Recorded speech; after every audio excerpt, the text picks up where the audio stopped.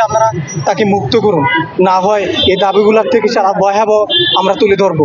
যেগুলা ছিল যে আমি যেটা জানছি যে উর্মি আপু, তারপর হচ্ছে যে রাসেল ভাই, তারপরে সাথী আপু, মুক্তা আপু, এমনি করে আরও কয়েকজন নিচ্ছে, তার অনেকে মারপিট খাইছে।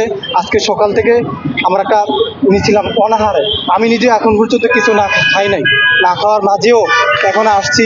অনেকে আমাকে এই পর্যন্ত ভাবে যেগুলো পিটানিও দিছে, আমি আমি ভুলার মতো না। 10ই জুনে আমিও মার খাইছি, এবারও মার খাইছি, কি করে আমি চিনিয়ে নেব? এই 35টা আমাদের একটা মৌলিক দাবি ছিল, আমাদের কোনো আর ছিল না যে আজকের পর থেকে আর আসবো না, আমরা আজকের পর থেকে আর আসবো না। আপনারা মেনে নেন, মা আপনারা মেনে নেন এই শান্তিগুলো মেনে নেন, আমার বুকের ব্যথাগুলো মেনে নেন। 35টা নেন, কথা বলতেছেন। আমি জানা মতো 6-7 জনকে অ্যারেস্ট করা হয়েছে, অনেকে মার খেয়েছে, আমিও মার খেয়েছি। আমরা এই দাবিগুলো মেনে নিয়ে সর্বোচ্চ আর আসবো না। এই 35টা দীর্ঘ বিশ্বের মধ্যে 168টা দেশের মধ্যে 35টা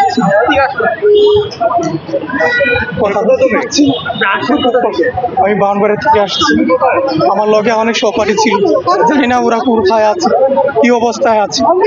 এখন আছে ওনার কথাবার্তা শেষ না করে আমরা এখান থেকে চলে যাচ্ছি না, সর্বোচ্চ পর্যন্ত আমরা থাকবো। এবং কি চলমান এটা এই বাস্তবায়ন হোক, সেটা প্রত্যেকটা স্টুডেন্ট চায়, সেটা আমরা চাচ্ছি যে এটা চলমান হোক, এটা চলছে, চলবেই ইনশাল্লাহ, আমাদের এটা বাস্তবায়ন হবে, আমরা সেই ব্যক্ত করছি।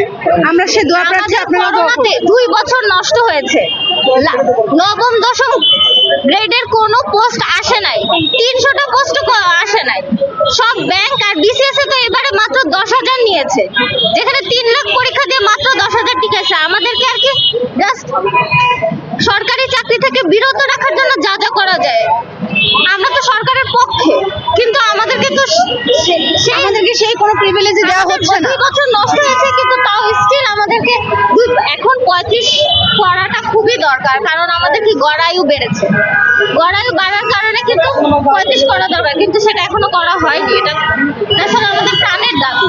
আর এই আন্দোলন কতদিন পর্যন্ত চলবে? আমরা মিরপুর থেকে এসেছি।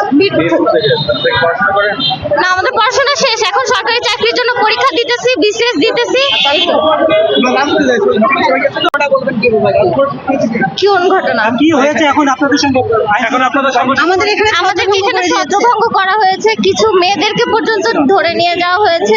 আমরা কিন্তু শান্তিপূর্ণ আন্দোলন করতে চেয়েছি, কিন্তু সেটা আসলে করতে দেয় না, আমাদেরকে ছত্রভঙ্গ করা দিয়েছে। এবং কোনো অপ্রীতিকর ঘটনা ঘটেছে কিনা?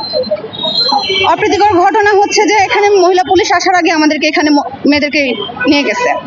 এখন আমি দেখেছি নিয়ে গিয়েছে, আর আমরা এখানে শান্তিপূর্ণভাবে আন্দোলন করতে চেয়েছিলাম। মহিলা পুলিশ একটু আগে এসেছে, আপনারা দেখতেই পেরেছেন। মহিলাদের গ্রেফতার করা হয়েছে। হ্যাঁ, কারা গ্রেফতার করেছে? আপনাদের পরবর্তী কর্মসূচি বা আপনারা কি করতে এখনো কেন্দ্রীয় টিম যেটা নেবে সেটাই। আর আমাদের আসলে আমরা তো একটা শান্তিপূর্ণ আন্দোলন করতে চেয়েছিলাম, কিন্তু এটা আসলে আমাদের তো এটা গণতান্ত্রিক দেশ, আমাদেরকে ছত্রভঙ্গ কেন করে দেওয়া হলো? যারা গ্রেফতার হয়েছে তাদের জন্য আপনাদের কি করণীয়? এখন আসলে এটা আসলে আপনার জানার মতে কতজন গ্রেফতার হয়েছে?